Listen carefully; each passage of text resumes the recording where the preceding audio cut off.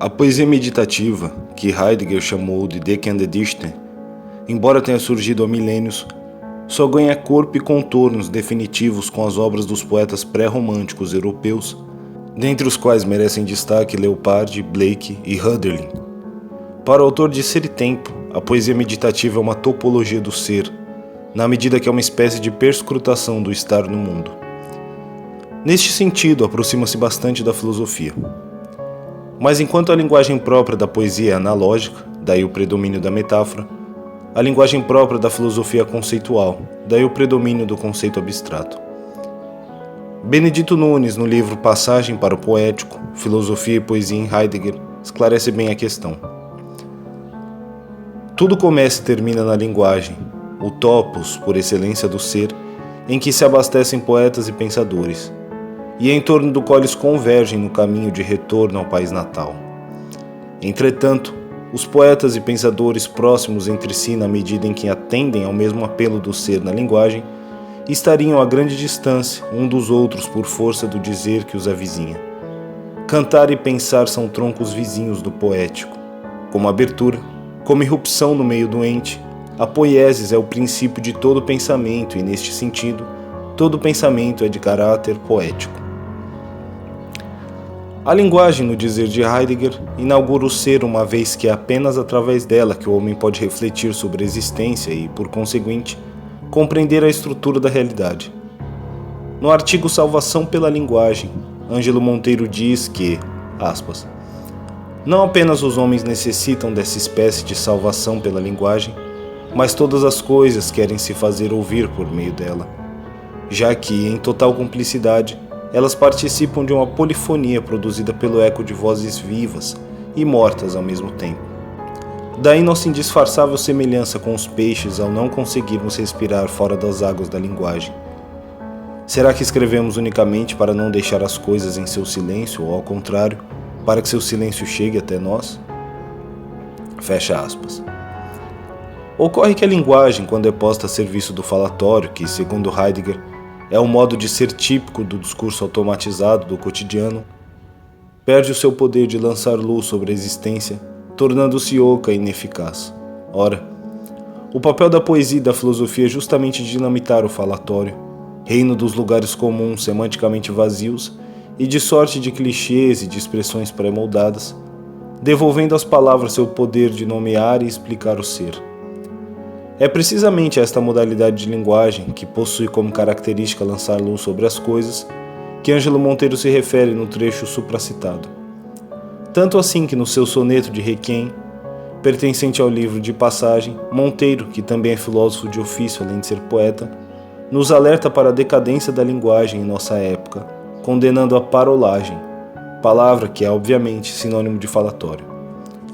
Soneto de Requiem. Castigada a beleza como um vício, fez-se treva no centro da linguagem, na ausência do dizer, a parolagem impôs-se por missão e por ofício. A palavra, em seu último suplício, não mais serve de ponte, de passagem, e os homens se veem sós e sem mensagem, por negar-se da glória ao sacrifício. Já não sonhamos mais se o céu se cala, aos apelos da terra e nada abala, da solidão o indevassável muro. Nas entranhas da vida o tédio lavra, e privada de sal morre a palavra, no coração do homem sem futuro. Para o poeta, portanto, a parolagem, o falatório, faz com que a palavra não sirva mais de ponte de passagem, criando um discurso vazio de sentido ou, para usarmos as palavras do próprio Monteiro, sem mensagem. E tudo isso ocorre porque a beleza foi castigada como um vício. E o que significa isto? Significa tanto o desprezo em nossa época pela linguagem típica da poesia, que, segundo Heidegger, é capaz de abrir clareiras no ser desvelando, como também o menosprezo pelas questões fundamentais da existência, questões essas que estão também no nascedouro da filosofia.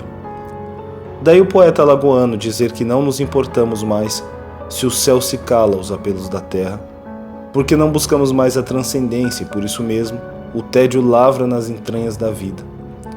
E escrevo por causa do silêncio de Deus, disse certa vez o poeta italiano Eugenio Montale.